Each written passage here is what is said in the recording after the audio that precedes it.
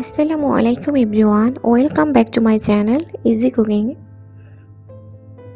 তো আজকে আমি তোমাদের সাথে শেয়ার করব তেহারি বিফ তেহারি কিভাবে পারফেক্টলি রান্না করা যায়। আমি তোমাদের সাথে সেটাই শেয়ার করব। আজকে আমি কোনো পুরান ঢাকা নতুন ঢাকার এরকম কোনো তেহারি তোমাদের সাথে শেয়ার করব না। আমি নিজে যেভাবে ঘরে রান্না করি সেটাই তোমাদের সাথে শেয়ার করব। আর আসলে এখানে ভালো লাগা নিয়ে হচ্ছে মেন কথা। তুমি পুরান ঢাকার স্টাইলে রান্না করো আর নতুন ঢাকার স্টাইলে রান্না করো, যদি পারফেক্ট তেহারি রান্না করা যায় তাহলে কিন্তু খেতে খুবই ভালো লাগে। তো প্রথমে আমাকে যেটা করে নিতে হবে সেটা হচ্ছে মশলা।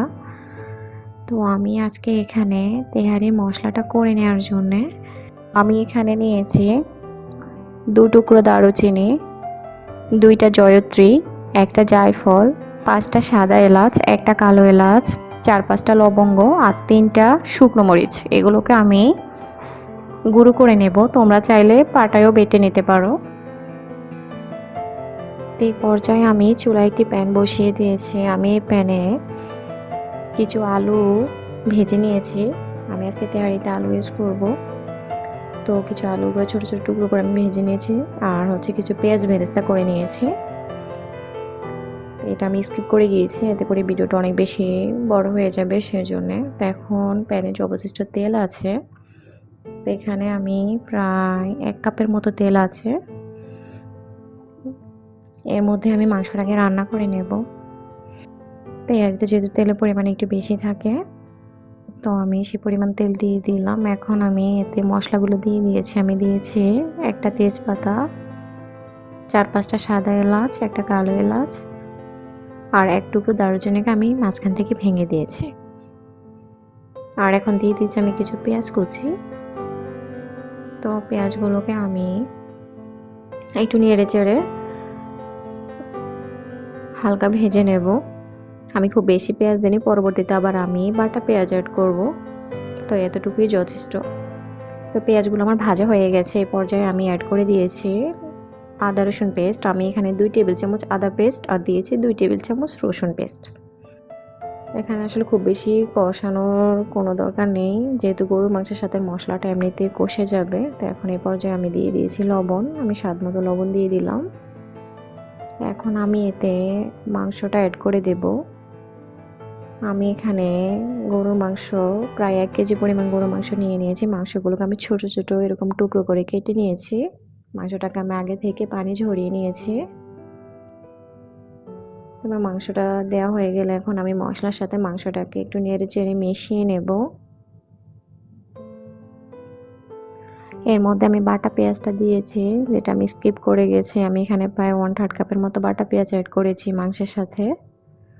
তো এখন আমি এতে দিয়ে দেব টক দই আর বাদাম বাটা। এখানে আমি 3 টেবিল চামচ নিয়েছি টক দই আর 1 টেবিল চামচের মতো বাদাম বাটা। আর আমি যে মশলাটা করে নিয়েছি সেখান থেকে আমি 2 চা চামচের মতো এখানে দিয়ে দিলাম।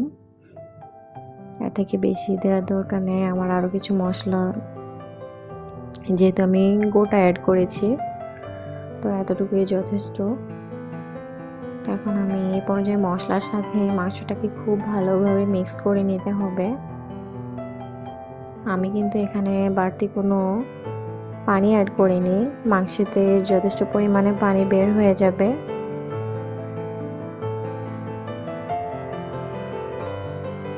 এই পর্যায়ে একটু ভালোভাবে নেড়ে চেড়ে দিয়ে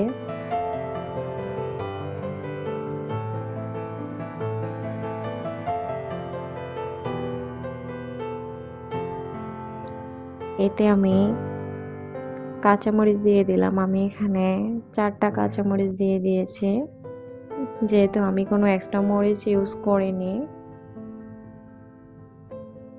তো আমি বড় সাইজ 4টা কাঁচামরিচ দিয়েছি। তোমরা যদি এর থেকে বেশি ঝাল পছন্দ করো এর থেকে বেশি দিতে পারো। এখন আমি ঢাকনা দিয়ে পানিটা উঠে আসা পর্যন্ত ওয়েট করব।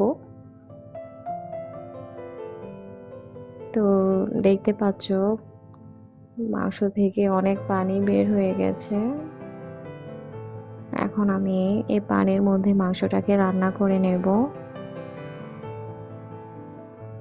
হয়তো বা আমার আর পানি দেয়া লাগবে না। তো আমি পানিতে মাংসটাকে ভালোভাবে যদি সেদ্ধ হয়ে যায় তাহলে আমি আর দেব না, আর যদি না হয় তোমাদের সেক্ষেত্রে সেটা মাংস অনুযায়ী আর একটু পানি তোমরা দিতে পারো। এ পর্যায়ে আমি কিছু পেঁয়াজ বেরেস্তা ছড়িয়ে দিলাম। তো আমি এখন ঢাকনা দিয়ে রান্না করে নেব মাংসটা সেদ্ধ হওয়া পর্যন্ত।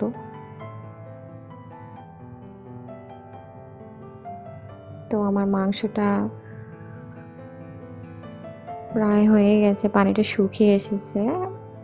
এই পর্যায়ে আমি এতে দিয়ে দেব দুধ। আমি এখানে 1/3 কাপের মতো দুধ দিয়ে দিয়েছি।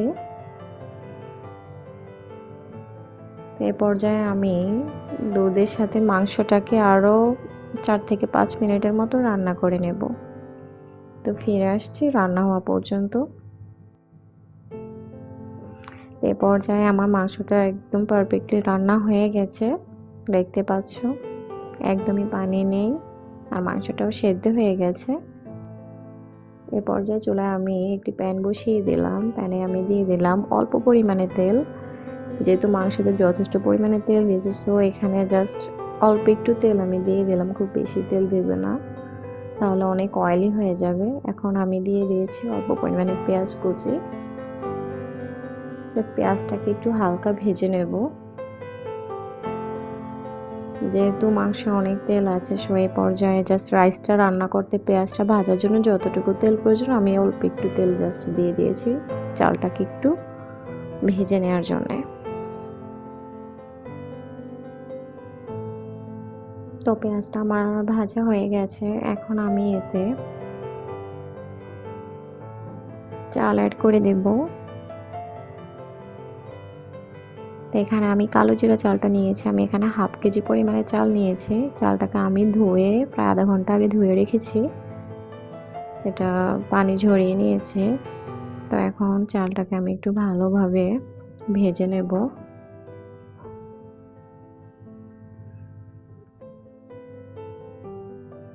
তো চালটা আমার ভাজা হয়ে গেছে।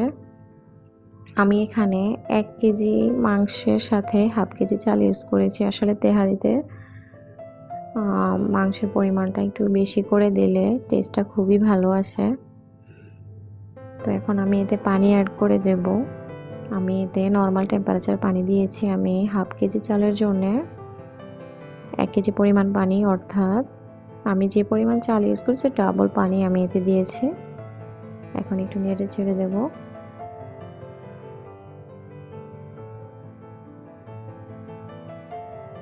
এখন এতে আমি লবণ দিয়ে দেব। তো যেহেতু আমার মাংসের সাথে লবণ ইউজ করেছি, সেটা বুঝে অবশ্যই লবণটা দিতে হবে।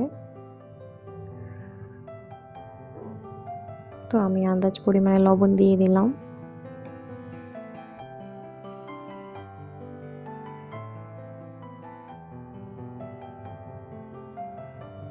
এখন এই পর্যায়ে আমি আগে থেকে যে আলুগুলো ভেজে রেখেছিলাম সে আলুগুলো আমি এতে দিয়ে দেব। তো ভেজে রাখা আলুগুলো আমি দিয়ে দিলাম। এখন এগুলোকে একটু মিশিয়ে নেড়েচেড়ে আমি ঢাকনা দিয়ে রান্না করে নেব পানিটা শুকিয়ে আসা পর্যন্ত। তো দেখতে পাচ্ছ আমার রাইসটার এই অবস্থা, পানিটা এখন শুকিয়ে যাচ্ছে, পুরোপুরি কিন্তু শুকিয়ে যায়নি, এখনও পানি আছে অল্প পরিমাণে। তো এই অবস্থাতেই আমি মাংসটা অ্যাড করে দেব। খুব বেশি একদম শুকিয়ে গেলে কিন্তু মাংসটা অ্যাড করা যায় না, তো একটু পানি থাকা অবস্থায় মাংসটা অ্যাড করে দিতে হবে। তো এখন আমি মাংসটা দিয়ে রাইসের সাথে মাংসটাকে খুব ভালোভাবে মিশিয়ে নিতে হবে। এই পর্যায়ে আমি মিশিয়ে নিচ্ছি, তোমরা এই পর্যায়ে লবণটা চেক করে নিতে পারো। তো আমি ঢাকনা দিয়ে রাখলাম, আরও কিছুক্ষণ রান্না করে নেব। তো এখন আমার এই পর্যায়ে তেহারিটা এই অবস্থা।